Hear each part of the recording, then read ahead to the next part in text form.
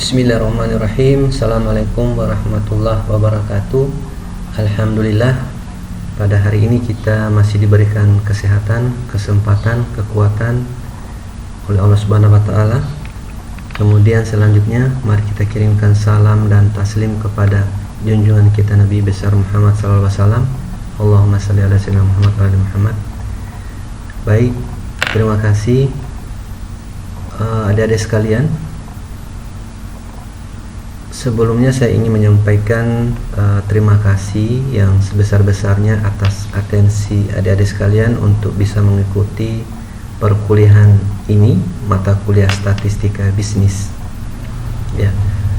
Sebelum kita masuk kepada materi, terlebih dahulu ingin saya sampaikan beberapa hal. Yang pertama, bahwasanya materi ini atau mata kuliah statistika bisnis ini diampu oleh dua dosen. Yang pertama Dr. Jopang MSI selaku penanggung jawab, dan yang kedua adalah saya sendiri. Ya. Sesuai dengan kesepakatan kami berdua bahwa di dalam penyampaian atau proses perkuliahan mata kuliah ini itu dibagi menjadi menjadi dalam dua sesi ya. Di sesi pertama ini di UTS. Ya, sesuai dengan kesepakatan kami itu saya dulu yang mengajar. Nah, setelah nanti dimasuk di UAS ya, akan dilanjutkan oleh Pak Dr. Jopang Messi. Ya. Jadi untuk itu maka saya harapkan kepada adik-adik sekalian untuk bisa mengikuti proses perkuliahan ini dengan baik. Yang kedua, tentang metode proses perkuliahan. Jadi metode perkuliahan yang saya lakukan sama dengan mata kuliah atau di kelas-kelas yang lain, yaitu dengan menggunakan metode online atau daring sampai kita menunggu ya situasi yang normal ya, sesuai dengan arahan pemerintah. Ketika pemerintah sudah ya memberikan keputusan bahwa kondisi sudah normal dan proses belajar mengajar dan perkuliahan itu sudah bisa dilakukan di kampus menggunakan offline, maka kita akan kuliah tatap muka langsung di kampus. Tapi hingga saat ini ya situasi belum normal, khususnya menyangkut tentang COVID-19, maka untuk sementara proses perkuliahan ya dan metode yang kita gunakan dengan menggunakan online atau daring. Ya, saudara-saudara sekalian, ya, di dalam penyampaian materi tentang perkuliahan statistika bisnis, ya, saya sudah menggunakan metode online. Ya, jadi di dalam perkuliahan ini, ya, untuk masuk di mata kuliah ini, ya, adik-adik sekalian itu masuk dulu di link atau masuk dulu di blogspot ya, atau masuk langsung klik URL-nya itu adalah liu4ul.blogspot.com. Setelah kalian masuk di situ akan tersedia blog saya. Jadi blog saya ini di pendidikan pengajaran itu ada pengumuman di sini kuliah 2020 ya. Kemudian di situ ada beberapa mata kuliah yang tersajikan. Tinggal kalian klik ya, klik aja misalnya mata kuliah statistika bisnis ya. Nah, setelah kalian klik itu maka akan terbuka ya web tentang mata kuliah ini. Jadi situ kalian disuruh isikan paspornya itu ya, lihat tadi informasinya bahwa paspornya itu namanya adalah Stabis kalau nggak salah. Stabis huruf kecil semua. Kemudian kalian isi absensinya secara online ya. Kemudian pilih kirim ya. Setelah kalian pilih kirim, maka di situ akan muncul informasi untuk penyajian materi akan menggunakan link Google Meet atau menggunakan video. Tinggal kalian klik aja, langsung terkoneksi di Google Meet atau menggunakan video. Jadi terintegrasi. Jadi kalian tinggal baca saja baik-baik, tinggal klik-klik aja. Ya, ini masih tertutup karena waktunya saya sudah desain ya untuk mata kuliah ini ya, atau semua mata kuliah itu saya desain waktunya sesuai jadwal. Jadi ini belum bisa terbuka karena saya sudah desain waktunya, kecuali nanti jam 3:30 baru bisa terbuka. Sebenarnya bisa saya buka sendiri sekarang, cuman ya waktu sangat terbatas. Akhirnya cukup saya menyampaikan informasi bagaimana proses masuknya. Jadi ini jika kalian misalnya lewat atau belum masuk pada jadwal mata kuliah, maka akan tertulis informasi seperti ini: waktu Anda habis, hubungi dosen yang bersangkutan. Kemudian selanjutnya kita masuk pada materi kita hari ini, yaitu tentang poin-poin atau pokok-pokok bahasan yang kita akan sampaikan di dalam perkuliahan di UTS ini ya, atau RPS-nya ya. Jadi yang pertama, kalau kita lihat untuk materi-materi yang kita akan sampaikan atau pokok bahasan yang akan kita sajikan di pertemuan pertengahan semester ini, yang pertama itu adalah pengertian statistik. Tujuan kita mempelajari statistik ini adalah kita ingin mengetahui dan memahami tentang statistik dan ruang lingkup statistik, kemudian bagaimana penyajian data, bagaimana distribusi frekuensi, pengukuran penyimpangan, pengukuran indeks, analisa deret berkala, kemudian lanjutan analisa berkala. Jadi inilah pokok-pokok bahasan yang kita akan bahas di pertengahan semester ini. Baik, kita lanjut.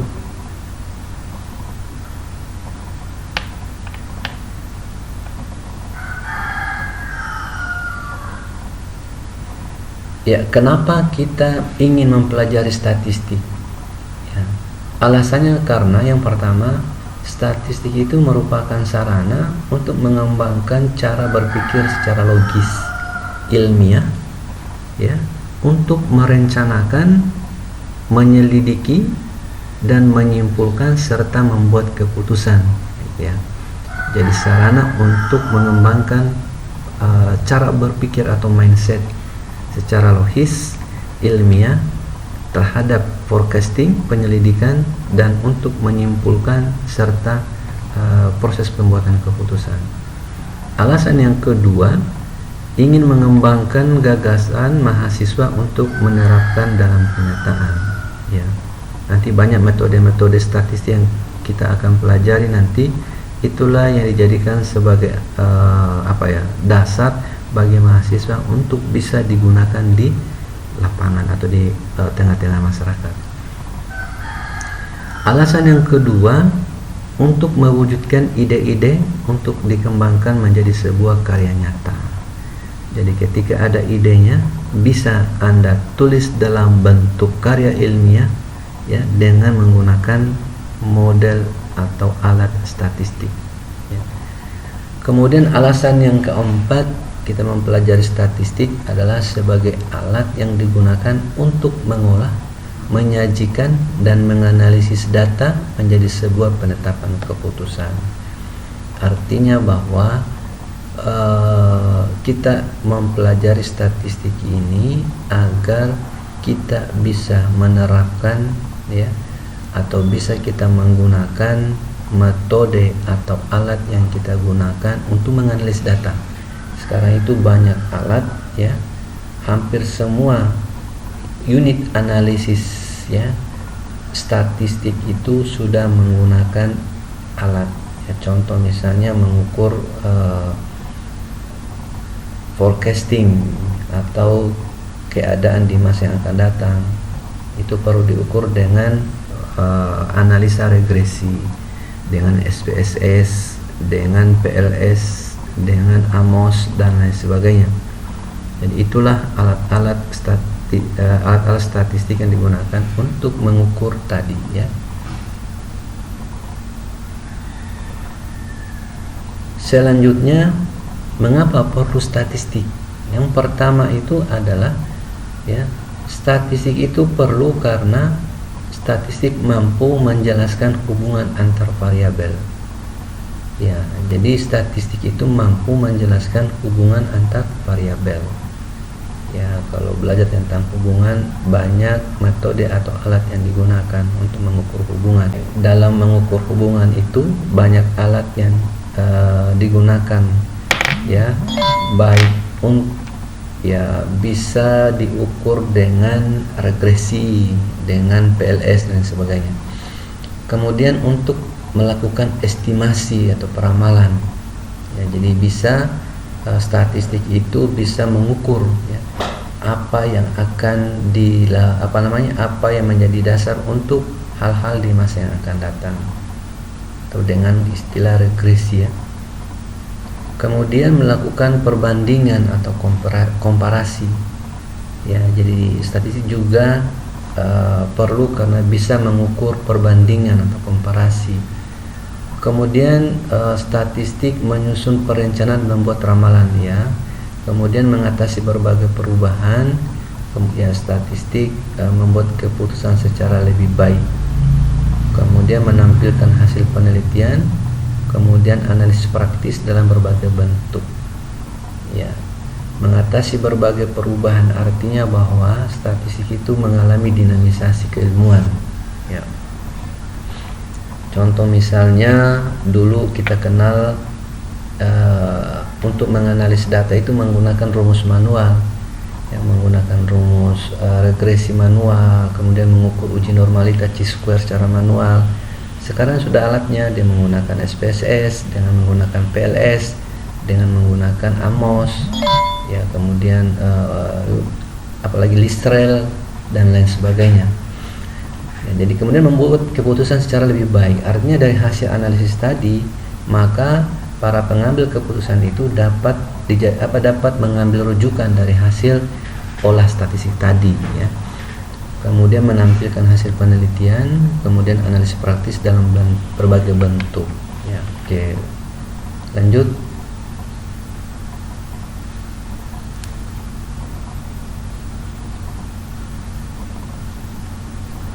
Inti komponen kegiatan statistik yang pertama itu data. Jadi yang statistik ini berkecimpung di data, ya. Apa itu data? Ya, data itu di sini diklasifikasikan yang kedua berkaitan dengan angka-angka. Lalu bagaimana dengan huruf-huruf, ya, begitu, ya. Ya, jadi data itu maksudnya di sini adalah yang berkaitan dengan angka-angka. Kemudian kegiatan mengumpulkan dan mengolah data. Jadi di data itu bagaimana cara dicari, dikumpulkan lalu diolah. Kemudian kegiatannya selanjutnya adalah menganalisis, ya. Data tadi dianalisis, dari hasil pengolahan tadi kemudian kita analisis, ya, untuk melahirkan satu kesimpulan, ya. Kemudian setelah itu lalu memudahkan dalam proses pembuatan keputusan. Inilah inti komponen kegiatan statistik. Kemudian selanjutnya, ya, fungsi statistik dalam kegiatan praktis merupakan bank data, kemudian alat quality control, kemudian alat pengumpulan, pengolahan dan analisis, kemudian pemecahan masalah dan pembuatan keputusan sebagai dasar kebijakan, ya. Dia merupakan bank data. Jadi semua data itu akan akan disimpan dalam satu kategori sehingga bisa menghasilkan berbagai macam hasil analisis, gitu, ya. Lanjut, ya, sekarang kita masuk, ya, pengertian statistik.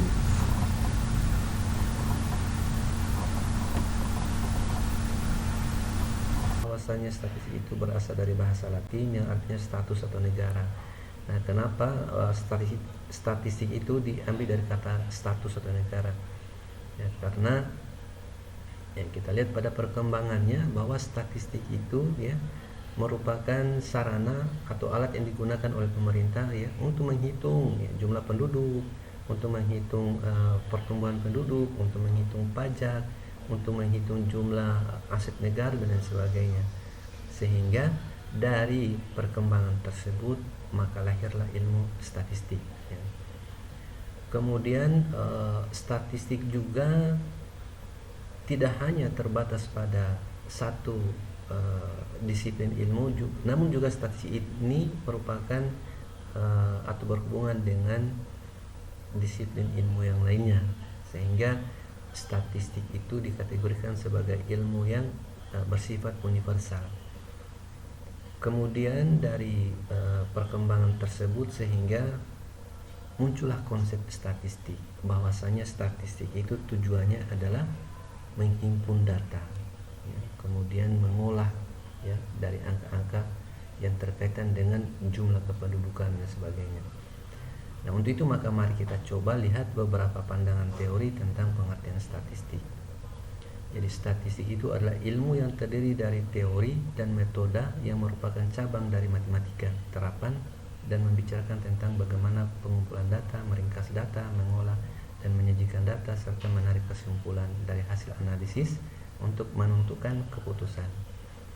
Jadi Sujana ini menekankan bahwa ternyata statistik itu merupakan bagian dari ilmu matematika terapan, di mana di matematika juga sudah ditegaskan ya bagaimana cara ya, mengumpulkan data, bagaimana data-data atau angka-angka itu dikumpulkan, kemudian diringkas, lalu diolah. Ya, kemudian setelah diolah itu baru dianalisis dan disajikan, sehingga dari hasil penyajian tersebut melahirkan sebuah kesimpulan. Ya, jadi ini penekanan dari pandangan Sujana tahun 1992. Kemudian pandangan lain oleh Croston dan Foden mengatakan bahwa statistik itu merupakan metode untuk pengumpulan, pengolah, dan penyajian serta menginterpretasi data yang berwujud angka-angka. Ya, ini dikenal dengan kalau dalam metode penelitian itu dikenal dengan metode statistik deskriptif. Artinya apa? Dia sudah mengembangkan ya konsep bahwa statistik tadi ya merupakan ilmu dari tahap pengumpulan, diolah, kemudian disajikan, setelah disajikan lalu dideskripsikan atau diinterpretasikan ya dari angka-angka tadi ya. Dari tabel yang dibuat kemudian dideskripsikan apa makna dari angka-angka tersebut. Ini biasanya dipakai oleh penelitian-penelitian yang bersifatnya statistik deskriptif. Kemudian Anderson dan Bancroft ya, ilmu dan seni sebagai metode untuk pengumpulan, pentabulasian dan menginterpretasikan data kuantitatif untuk menarik kesimpulan, dapat menetapkan estimasi perkiraan dengan menggunakan penalaran induktif yang didasarkan pada probabilitas atau teori peluang. Ya, jadi Anderson ini penekanannya adalah dari metode yang ditetapkan tadi, ya, bagaimana mengumpulkan data, kemudian pentabulasian dan penginterpretasian data tersebut, ya, juga dapat menetapkan estimasi atau perkiraan, ya, dengan menggunakan penalaran induktif untuk menetapkan probabilitas atau teori peluang. Jadi konsep dari Anderson dan Bancroft ini dia lebih menekankan bagaimana statistik itu digunakan sebagai alat untuk mengestimasi atau meramalkan ya, atau untuk menguji apakah hipotesis itu diterima atau tidak, yang dikenal dengan pendekatan statistik kuantitatif atau statistik inferensial. Ya, jadi selanjutnya menurut Kirk and Ellison, dia menemukan bahwa statistik merupakan a collection of numerical fact expressed in summarizing systematic method of dealing with data, a tool for collecting, organizing and analysis numerical fact and all observation that are collected in accordance with a systematic plan. Ya, jadi beliau ini menegaskan bahwa ya, dari kumpulan angka-angka tadi diekspresikan melalui ya pernyataan atau metode yang dimana itu harus ditetapkan dan diambil dari data atau kategori-kategori yang sifatnya dikoleksi. Data tadi diambil dari pengumpulan data, kemudian dibuatkan toolsnya, kemudian dikelola atau diorganisasi, kemudian dianalisis ya dari angka-angka tadi, lalu diamati apakah data ini ya sesuai dengan sesuai dengan rencana atau tidak. Ya, jadi kalau kita lihat dari pandangan Kirk W. Ellison ini, dia menekankan bahwa statistik itu merupakan alat yang digunakan untuk menafsirkan ya angka-angka itu untuk mengetahui apakah angka-angka itu sesuai dengan harapan atau tidak, atau sesuai dengan rencana atau tidak. Inilah yang bersifat penelitian inferensial atau menguji hipotesis ya, gitu. Nah, kemudian pandangan Sutrisno Hadi ya, ada dua batasannya di sini ya. Kita lihat batasan khususnya. Statistik digunakan untuk menunjuk angka-angka pencatatan dari suatu kejadian atau kasus tertentu. Ya, jadi penekannya di sini bahwa ketika ada angka-angka ya, itu sudah dikategorikan statistik ya. Bagaimana angka itu diolah. Ya. Selanjutnya dari beberapa pandangan ahli ini kita simpulkan bahwa statistik itu merupakan ilmu yang mempelajari seluk-beluk data yang berkaitan dengan pengumpulan, pengolahan, ya, penganalisisan, penafsiran, dan penarikan kesimpulan dari data yang berbentuk angka-angka. Ya, jadi inilah kesimpulan bahwasanya statistik itu merupakan ya, ilmu yang mempelajari tentang ya seluk-beluk data. Jadi kalau kita bicara data itu sebenarnya ya secara pengertian kategori data itu ada dua, ada yang berbentuk angka, ada yang berbentuk kata. Jadi di sini maknanya adalah kumpulan dari beberapa data. Artinya baik itu berupa angka-angka, kemudian angka-angka tadi ditafsirkan dalam bentuk kata-kata, mungkin seperti itu. Ya, jadi segala sesuatu yang berkaitan dengan data kemudian itu diolah, disajikan, ya, dan dianalisis, kemudian diinterpretasikan sehingga melahirkan satu kesimpulan atau satu keputusan ya dari penafsiran angka-angka tersebut. Selanjutnya kita lihat karakteristik ciri statistik ya. Jadi kalau kita lihat karakteristik dan ciri statistik di sini ya dibagi ada beberapa unsur ya. Yang pertama, statistik itu bekerja dengan angka-angka, meliputi angka statistik sebagai jumlah atau nilai atau frekuensi ya. Kemudian angka statistik sebagai nilai mempunyai inti data kualitatif yang diwujudkan dalam angka. Ya, jadi artinya bahwa yang poin yang pertama ini yang A menegaskan bahwa statistik itu merupakan angka-angka atau jumlah ya, atau nilai atau frekuensi. Ketika ada beberapa angka kemudian dijumlah ya atau dinilai, itu sudah merupakan kegiatan statistik, karakteristik. Kemudian disajikan dalam bentuk frekuensi atau tabel, itu sudah bagian daripada ciri statistik. Kemudian yang B ya, poin yang B, angka statistik sebagai nilai mempunyai inti data kualitatif yang diwujudkan dalam angka. Ya, cirinya juga dilihat jika ada angka-angka ya kemudian dideskripsikan, itu juga dikategorikan sebagai ciri statistik. Kemudian selanjutnya statistik bersifat objektif. Kemudian selanjutnya statistik bersifat universal.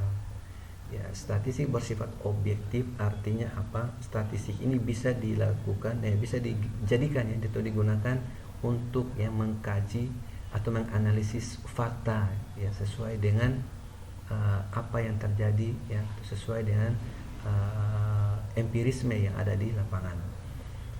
Selanjutnya statistik bersifat universal artinya apa ya? Jadi statistik ini merupakan ilmu yang mempunyai hubungan dengan disiplin ilmu yang lain ya, makanya dia dikategorikan sebagai universal. Dia mempunyai hubungan dengan ilmu yang lain ya. Statistik mempunyai hubungan dengan ilmu ekonomi, statistik berkaitan dengan ilmu pendidikan misalnya, statistik berhubungan dengan ilmu ilmu tentang keuangan ya, statistik berhubungan dengan ilmu-ilmu tentang tentang bisnis misalnya. Ya, jadi makanya statistik ini dikategorikan sebagai ilmu yang bersifat universal. Kemudian selanjutnya ya kegunaan statistik. Ya kalau kita lihat kegunaan statistik di sini ya, yang pertama itu dia berguna sebagai komunikasi atau media untuk menyambungkan informasi atas data yang dijadikan sebagai dasar pengambilan keputusan. Ya, jadi kegunaannya itu sebagai media atau komunikasi bagaimana data-data tadi diinterpretasikan sehingga melahirkan sebuah pernyataan yang mudah dipahami. Ya, kalau hanya berupa angka-angka, kadang-kadang belum memberikan informasi yang jelas. Tapi dengan deskripsinya, dengan interpretasinya, sehingga orang atau masyarakat menyebabkan dia memahami. Ya. Yang kedua, deskripsi mengilustrasikan data dan penyajiannya. Artinya apa yang dideskripsikan tadi merupakan gambaran dari angka-angka yang di atas. Ya. Ya. Kemudian bagaimana penyajiannya tadi bisa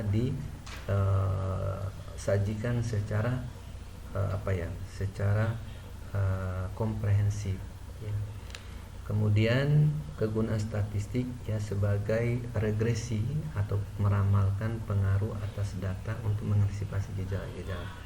Jadi statistik juga ini berguna ya untuk meramalkan potensi-potensi yang akan datang ya, dikenal dengan uji regresi. Menguji alat uji yang digunakan untuk meramalkan hal-hal yang akan diperkirakan terjadi di masa-masa yang akan datang.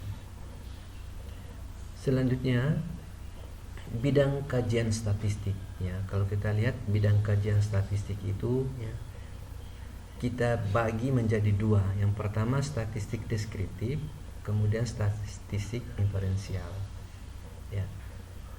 Ciri-ciri statistik deskriptif yang pertama distribusi frekuensi, kemudian penyajiannya dengan menggunakan grafik, bagan dan diagram ya.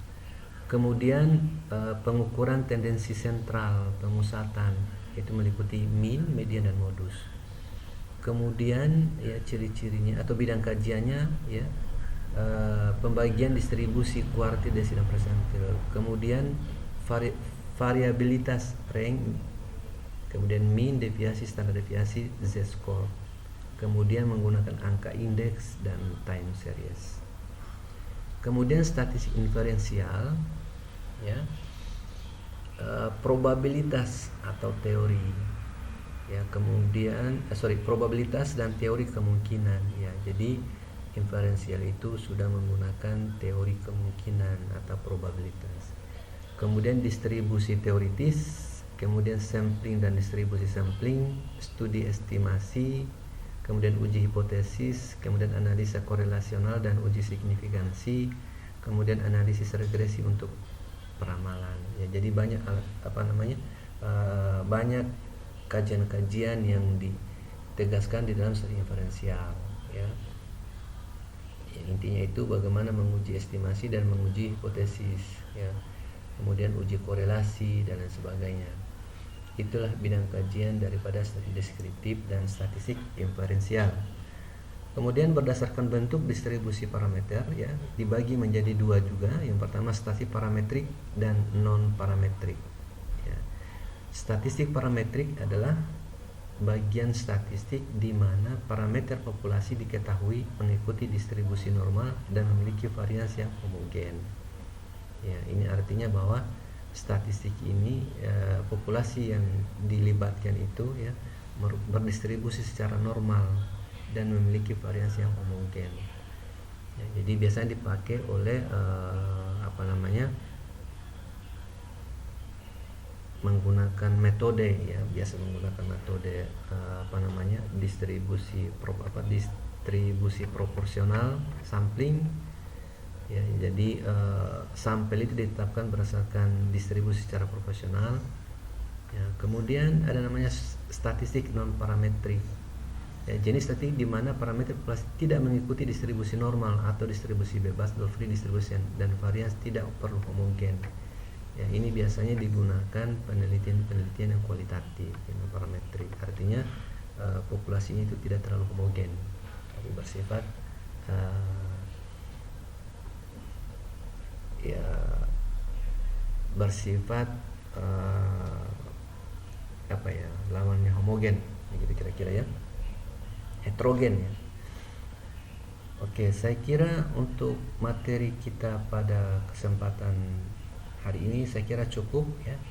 Nanti minggu depan kita masuk pada penyajian data ya. Mudah-mudahan di kesempatan berikutnya kita bisa menyajikan tentang ya bagaimana data itu himpun, ya dikumpulkan, ya kemudian dibuatkan tabulasi, ya kemudian grafik, ya kemudian kita analisis, ya kemudian nanti kita akan masuk ke teknik kedokteran. Saya kira demikian pertemuan kita pada sore hari ini. Lebih dan kurang mohon maaf. Assalamualaikum warahmatullahi wabarakatuh. Mohon maaf untuk sementara diskusi kita hari ini belum ada.